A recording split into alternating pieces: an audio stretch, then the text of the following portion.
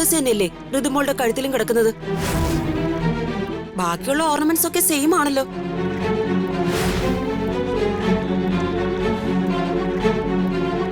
ഇതിലേതാ മോളെ ഒറിജിനല്? എന്താണ് ഇവിടെ ഒപ്പിച്ചു വെച്ചിരിക്കുന്ന വാങ്ങുറന്ന് പറയാൻ പറയാ ചേച്ചി. നല്ലൊരു ദിവസം നാശമാക്കാനായിട്ട്.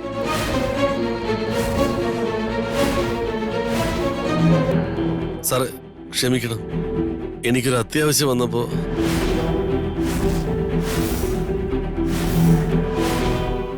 ആഭരണങ്ങള് ഞാൻ ജയൻചേട്ടന് കൊടുത്തതാ.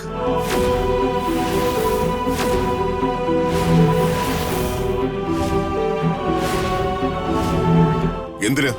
അച്ഛാ അത് എന്നോടല്ല, അയാളോട്.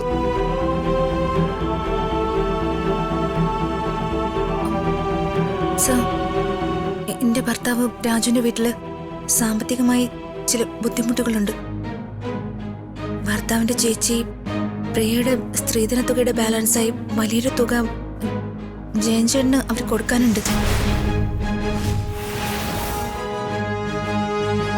ഇടയ്ക്ക് ജയൻചേട്ടന് സാമ്പത്തികമായി ഒരു അത്യാവശ്യം വന്നു എന്ന് ഞാൻ അറിഞ്ഞു. എന്റെ സ്വന്തം ഇഷ്ടപ്രകാരമാണ് ഞാൻ ഈ ഓർണമെന്റ്സ് ജയൻചേട്ടന് നൽകിയത്. ഞാൻ അണിഞ്ഞിരിക്കുന്ന ഓർണമെന്റ്സ് ഡ്യൂപ്ലിക്കേറ്റാ.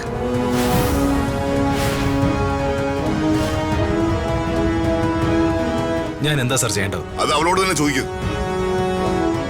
അത് മാഡത്തിന്റെ കയ്യിൽ തിരിച്ചു കൊടുത്തേക്കും. അയാളെ വിട്ടേക്ക്. Sorry for the trouble sir.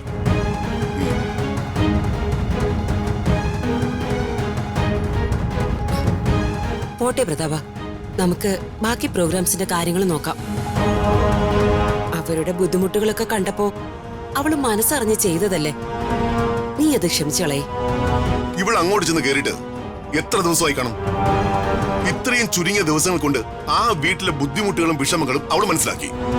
പക്ഷേ ഇപ്പോഴും ജനിച്ചു വളർന്ന കുടുംബത്തിന് അപമാനം ഉണ്ടാക്കാൻ മാത്രമേ അവൾക്ക് കഴിയുന്നുള്ളൂ. നാളിതുവരെ ഇവൾക്ക് ഈ കുടുംബത്തിന് സന്തോഷവും അഭിമാനം ഉണ്ടാക്കുന്ന എന്തെങ്കിലും കാര്യം ചെയ്യാൻ കഴിഞ്ഞിട്ടുണ്ടോ? നിന്റെ കഴുത്തിൽ കിടക്കുന്ന ഡ്യൂപ്ലിക്കേറ്റ് മാലയെ കുറിച്ച് ഒരു കൂസലില്ലാതെ നീ പറഞ്ഞത് എല്ലാം നുണയല്ലേ? അതെങ്ങനെയാ? വളർന്നു വലുതാവും തോറും നീ നിന്റെ അമ്മയെ പോലെ ആകുകയല്ലേ? ഇപ്പൊ തികഞ്ഞു, എല്ലാം തികഞ്ഞു. അമ്മയെ പോലെ പറയുന്നതെല്ലാം നുണ, ചെയ്യുന്നതൊക്കെ തോന്നിവാസവും.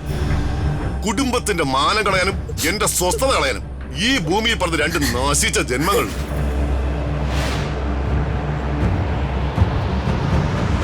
സത്യം പറയണം, മാഡം നിന്നെ രക്ഷിക്കാൻ വേണ്ടി നുണ പറഞ്ഞല്ലേ? ശരിക്കും മാഡത്തിന്റെ ആഭരണങ്ങൾ നീ മോഷിച്ചല്ലേ? പ്രശ്നം ഉണ്ടാക്കല്ലേ?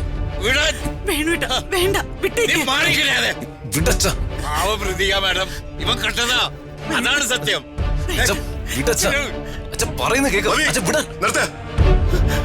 നിങ്ങളുടെ അഭ്യാസവും അടുക്കൊക്കെ ഈ കോമ്പൗണ്ടിന് പുറത്തു മതി. ഇത് പ്രതാപവർമ്മയുടെ വീടാ.